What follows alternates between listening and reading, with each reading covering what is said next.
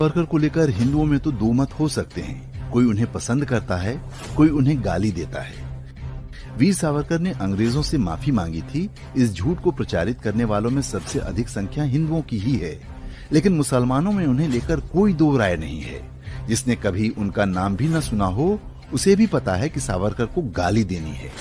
Professor से लेकर puncture वाले तक आपको बता देगा कि सावरकर अंग्रेजों से मिल गए थे, लेकिन अंग्रेजों से मिली भगत करके देश तोड़ने वाले मोहम्मद अली जिन्ना के खिलाफ किसी कथित देशभक्त भारतीय मुसलमान से आप एक शब्द नहीं बुलवा सकते। वैसे ही जैसे नरेंद्र मोदी को लेकर हिंदुओं में कई विचार हो सकते हैं। अच्छे प्रधानमंत्री, खराब प्रधानमंत्री, बहुत खराब प्रधानमंत्री, कई राय हो सकती हैं, लेकिन मुसलमानों की एकमत राय है कि नरेंद्र मोदी को हराने के लिए वोट करना है। भले ही वो प्रधानमंत्री द्वारा चलाई गई योजनाओं का लाभ लेने में सबसे आगे हों, भले ही नरेंद्र मोदी एक हाथ में कंप्यूटर, एक हाथ में कुरान जैसी अच्छी अच्छी बातें बोलकर उन्हें खुश करने का प्रयास करते रहें। भारत के मुसलमानों का ये क्लियर विजन ही है जो चुनाव से पहले सोनिया गांधी से लेकर ममता बनर्जी तक को हाथ जोड़कर कहना पड़ता है, एक मुश्त होकर हमें ही वोट डालिएगा। एक समुदाय के तौर पर मुसलमानों की ऐसी एकमत राय के पीछे कोई नेता या पार्टी के प्रति उनकी पसंद जिम्मेदार नहीं है। 1940 के दशक में तो भारतीय मुसलमान गांधी जी का मुंह तक देखने को तैयार नहीं थे।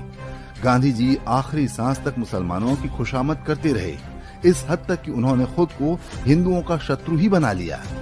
बंटवारे और उसके बाद लाखों हिंदुओं का नरसंहार गांधी जी चुपचाप देखते रहे। मुसलमान तो मौलाना आजाद की अध्यक्षता वाली कांग्रेस की सरकार में भी बराबर का नागरिक बनने को तैयार नहीं हुए, इसलिए अलग देश बनाया।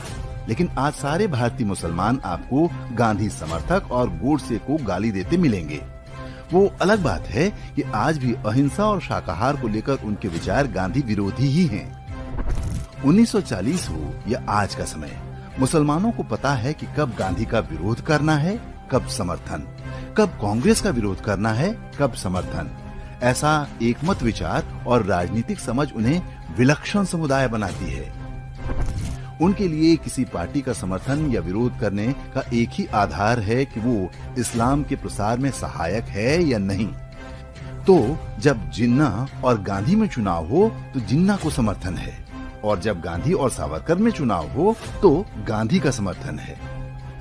कल अगर कोई बेहतर विकल्प मिला जो इस्लाम के प्रसार को तेज कर सके तो उसके पास चले जाएंगे, जैसे वो कांग्रेस, आरजेडी और समाजवादी पार्टी को छोड़कर ओवैसी के पास जा ही रहे हैं। और इसका आधार असुरक्षा की भावना नहीं है। अगर ऐसा होता तो हिंदू जम्मू और कश्मीर में आज तक नेशनल कॉन्फ्रेंस को या पंजाब में अकाली दल को वोट नहीं कर रहे होते। जिन 7-8 राज्यों में हिंदू अल्पसंख्यक हैं, वहाँ कब की भाजपा हिंदू वोट पा चुकी होती। और इसके पीछे जो समझ है वो मजहब से आती है।